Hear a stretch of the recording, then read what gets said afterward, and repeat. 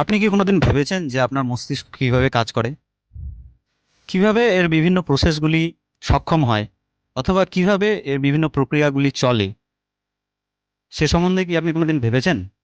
এবং কিভাবে এর স্টোরেজ ক্যাপাসিটি বা এর ক্ষমতাকে বাড়াবেন, তা সম্বন্ধে কি আপনি কোনোদিন ভেবেছেন?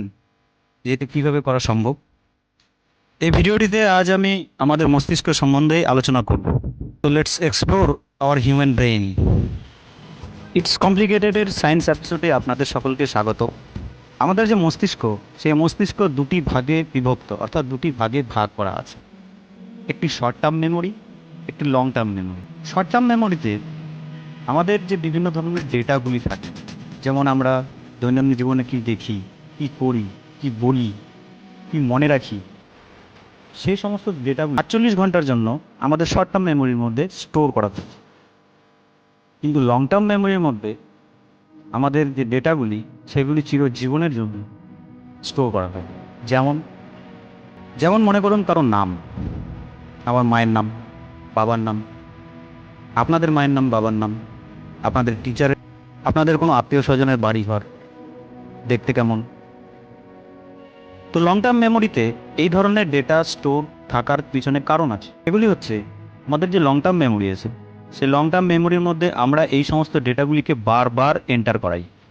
যেমন আমি যদি বলি আমার বাবার নামের কথা অথবা আমার মায়ের নামের কথা, তাহলে সেই নামগুলিকে আমরা প্রতিদিন বলতে থাকি। এবং যদি আমাদের কোনো আত্মীয়র বাড়ির কথা হয়ে থাকে, তাহলে সেই আত্মীয়র বাড়িতে আমরা প্রায় গিয়ে থাকি। এই কারণে আমাদের সেই সমস্ত জায়গাগুলি এবং সেই সমস্ত নামগুলি খুব ভালোভাবে মনে থাকে। কিন্তু শর্ট টার্ম মেমোরিতে সেই ক্যাপাসিটিটা নেই। তাহলে আমরা বুঝলাম যে শর্ট টার্ম মেমোরিতে ডেটাগুলি 48 ঘন্টা অবধি থাকে। কিন্তু অনেক ক্ষেত্রে কি হয়, কোনো গুরুত্বপূর্ণ ঘটনা যেটা আমাদের কাছে গুরুত্বপূর্ণ, সেই ঘটনাগুলি লং টার্ম মেমোরির মধ্যে এন্টার করে। যেমন মনে করুন আমার 1 লাখ টাকা লটারি লেগে, এই ঘটনাটি চট করে ভুলে যাওয়ার কথা নয়। সেই কারণে এটা শর্ট টার্ম মেমোরির মধ্যে স্টোর থাকা সত্ত্বেও এই ঘটনাটি লং টার্ম মেমোরির মধ্যে যাবে, কারণ এই ঘটনাটি আমার কাছে বেশি প্রায়োরিটি দেবে। কিন্তু মনে করুন যে কেউ আমাকে কোনো একটা কথা বলেছে যেটা আমার দরকারই নয়, এমন একটা কাজ করতে বলেছে যেটা আমার দরকারই নয়।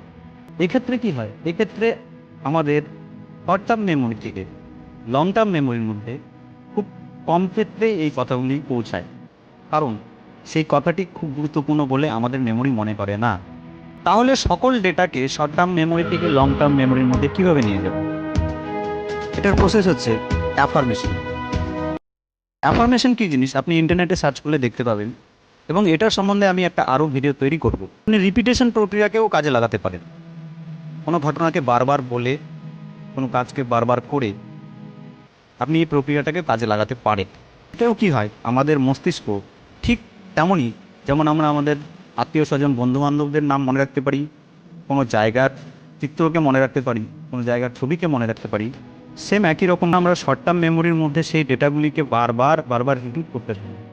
এতে কি হয়, আমাদের মস্তিষ্কের কাছে একটি সংকেত পৌঁছায়, একটি সিগন্যাল পৌঁছায় আমাদের মস্তিষ্কের কাছেও, যে এই ঘটনাটাকে জমা করতে বা এই ঘটনাটাকে স্টোর করতে হয়। তখন আমাদের মস্তিষ্ক এই ঘটনাগুলিকে স্টোর করতে শুরু করে। মনে করুন আপনাকে কেউ কোনো একটা কাজের কথা বলেছে, এবার আপনি সেই কথাটাকে লং টার্ম মেমোরিতে নিয়ে যাবেন কীভাবে? তাহলে আপনি আপনার মস্তিষ্ককে বলুন যে সেই ব্যক্তিটা আমাকে এই কাজটা করতে বলেছে, সেই ব্যক্তিটা আমাকে এই কাজটা করতে বলেছে, সেই ব্যক্তিটা আমাকে এই কাজটা করতে বলেছে।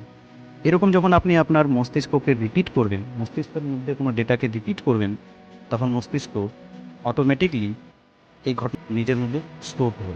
এইভাবে যখন শর্ট টার্ম মেমোরি থেকে লং টার্ম মেমোরির মধ্যে আমরা সকল ডেটাকে, প্রায় সব ডেটাকে যখন এন্টার করাতে পারবো, আমাদের মস্তিষ্ককে আমরা ডেভেলপমেন্ট করতে, যে কোনো ধরনের কথা আমাদের অনেকদিন ধরে মনে থাকবে, যে কোনো ধরনের বিষয়, যে কোনো ধরনের ঘটনা, যে কোনো ধরনের চিত্র, এগুলিকে আমরা বহুদিন ধরে মনে রাখতে পারবো।